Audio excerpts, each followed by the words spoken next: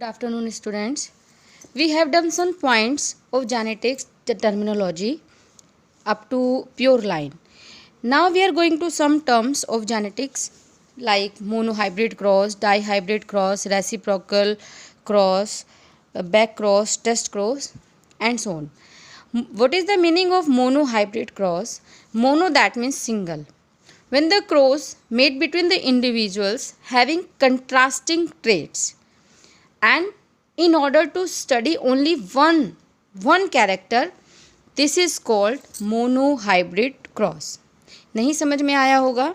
Monohybrid cross का मतलब होता है, जैसे आपने क्या करना है, ये टॉल प्लांट है, आपने टॉल और ड्वार्फ ये दो आपने क्या ले लिए, कंट्रास्टिंग पेयर ले लिए, और कैरेक्टर हम लोग स्टडी करने वाले हैं स्टेम हाइट।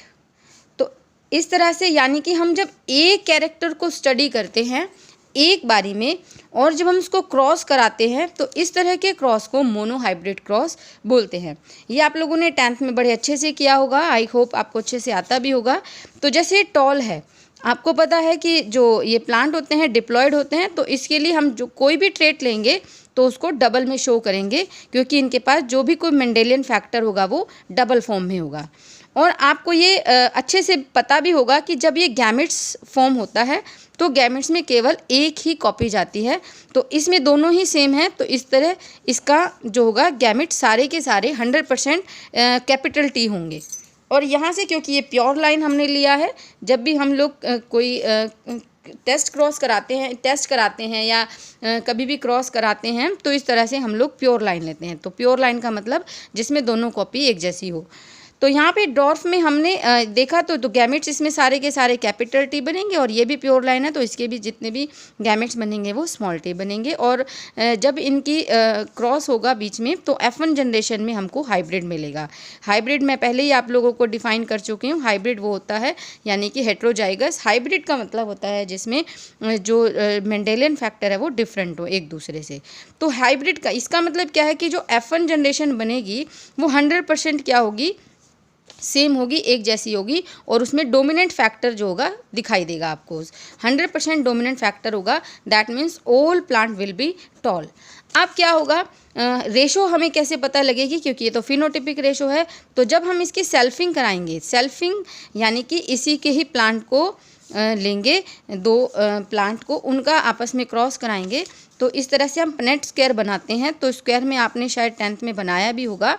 तो यहाँ पे आप देख रहे हो ना, हम हॉरिजॉन्टल में तो हम लोग मेल लेते हैं, और यहाँ पर वर्टिकल जो होता है हमारा इस तरह से हम मेल लेते हैं। तो यहाँ पर हमारा जो है सेम ही क्या है, मेल है, और यही सेम हमारा फीमेल है। तो इस तरह से जब हम लोगों को प्रोजेनी मिलेगी इसकी, तो इसमें आपको इस तरह से प्रोजेनी मिलेगी। तो अब आपने क्या देखा इसमें, यहाँ पर आपने अब इसकी दो तरह की रेशो बनेगी, फिनोटिपिक और साथ में जीनोटिपिक। तो फिनोटिपिक और जीनोटिपिक, फिनोटिपिक ये मैं आपको पहले डिफाइन कर चुकी हूँ।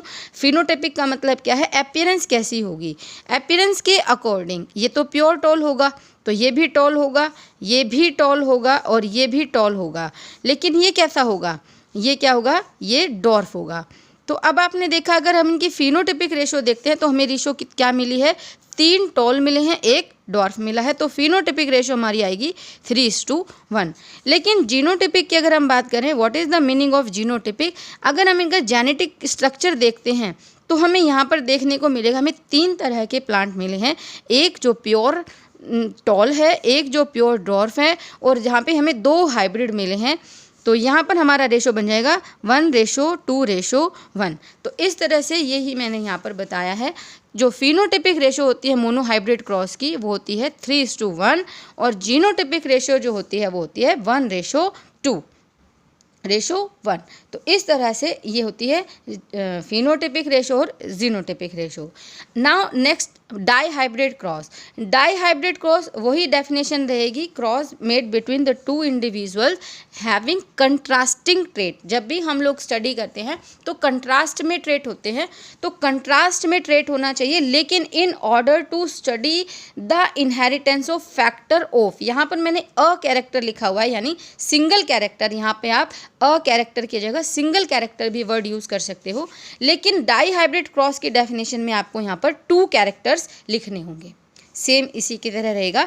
तो ये F2 जनरेशन में इसकी रेशो क्या आएगी, 9:3:3:1। शायद आपने ये कभी 10th क्लास में बनाया भी होगा बहुत अच्छे से, जिसमें हम लोगों ने एग्जाम्पल लिया था जो है जिसमें हमने सीड का कलर और सीड का शेप टाइप, जो ये दो कैरेक्टर को एक साथ स्टडी किया था 10th क्लास में, जहाँ पे हमने राउंड येलो कलर एक प्लांट लिया था और जिसमें रिंकल्ड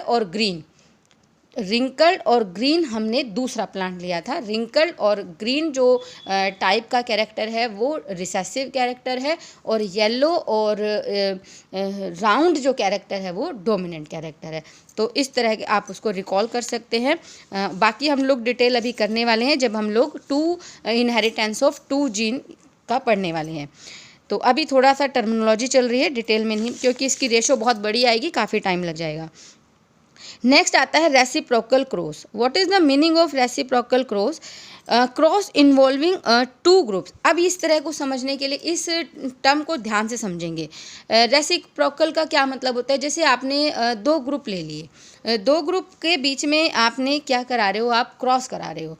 तो उसमें से एक ग्रुप को आपने पहले मेल मान लिया और दूसरे ग्रुप को फीमेल मान लिया। नेक्स्ट क्रॉस में आपने क्या कर दिया, जिसको पहले मेल माना था अब उसको फीमेल मान लिया और दूसरे वाले को मेल मान लिया, क्योंकि उसमें क्या था, बाइसेक्सुअल थे वो, तो हर्मेफ्रोडाइट थे। तो अब इस तरह के जो क्रॉस होते हैं उनमें हम लोग ऐसे क्रॉस को रेसिप्रोकल क्रॉस बोलते हैं।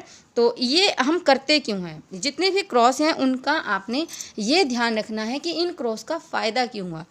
रेसिप्रोकल क्रॉस किया जाता है to eliminate the effect of cytoplasmic trait. जितने भी ट्रेट्स जो साइटोप्लाज्म से गवर्न होते हैं उन ट्रेट को एलिमिनेट, क्योंकि जब आप पढ़ोगे ना आगे ये चैप्टर तो आपको पता चलेगा कि कौन सा ऑटोसोमिक है और कौन सा सेक्स लिंक्ड है। तो उस तरह से तो जितने ऑटोसोमिक यानी जो साइटोप्लाज्मिक ट्रेट्स हैं उनको बाहर निकालने के लिए, क्योंकि अगर हम मेल और फीमेल को जब हम अलग कर देते हैं बार बार, तो जो कैरेक्टर सिर्फ वो ही बाहर निकल के आते हैं जो सेक्स लिंक्ड है। सेक्स यानी कि मेल और फीमेल कैरेक्टर, यानी जो जिस फैक्टर से किसी भी ऑर्गेनिज्म का सेक्स डिटर्मिनेट होता है, तो उस पर लगे जो कैरेक्टर्स हैं उनको सेक्स लिंक्ड कैरेक्टर्स बोलते हैं। और अच्छे से डिटेल में आपको आगे पता लग जाएगा। नेक्स्ट आता है बैक क्रॉस। बैक क्रॉस का सिंपल सा है कि जैसे अभी आपने यहाँ देखा, यहाँ पर हमें हाइब्रिड मिले थे, ठीक है, यहाँ पर हमें F1 जनरेशन में हाइब्रिड मिले। अब बैक क्रॉस का मतलब क्या है, मैं इस हाइब्रिड को इसका एक हाइब्रिड लेकर के इसके किसी भी पेरेंट्स के साथ, या तो इसके प्योर टॉल यानी कि टॉल से या इसके डॉर्फ से, जब हम इसको क्रॉस कराते हैं that is called back cross. तो यहाँ पे मैंने लिखा है cross between hybrid and one of its parents. कोई भी एक पेरेंट्स ले सकते हैं। तो इस तरह के क्रॉस को बैक क्रॉस कहते हैं। तो ये हम करते क्यों हैं, यहाँ पर हम लोग इसलिए करते हैं ये क्रॉस, इसमें सिर्फ वो जो अच्छे और ओरिजिनल वैरायटी के कैरेक्टर्स हैं वो बार बार इंट्रोड्यूस हों, ठीक है, इस तरह से। अब क्योंकि ये प्योर है तो जब हम इसकी हाइब्रिड के साथ किसी भी, क्योंकि ये स्टार्टिंग जो हम पेरेंट्स लेते हैं वो प्योर लेते हैं, तो हम जब हम प्योर के साथ उनकी क्रॉस कराते हैं तो हमें सिर्फ जो अच्छे कैरेक्टर्स हैं वही हमें मिलते हैं। क्योंकि अगर हम लोग वो मिक्स करते हैं या दूसरे किसी के साथ कराते हैं तो उसके कैरेक्टर भी आ जाते हैं, लेकिन अगर हम पेरेंट्स के साथ ही उनका क्रॉस कराते हैं तो सिर्फ ओरिजिनल कैरेक्टर ही अपने आप को शो कर पाते हैं। नेक्स्ट आता है टेस्ट क्रॉस। टेस्ट क्रॉस और बैक क्रॉस में बच्चे ज़्यादातर कंफ्यूज होते हैं और आपने कंफ्यूज नहीं होना है।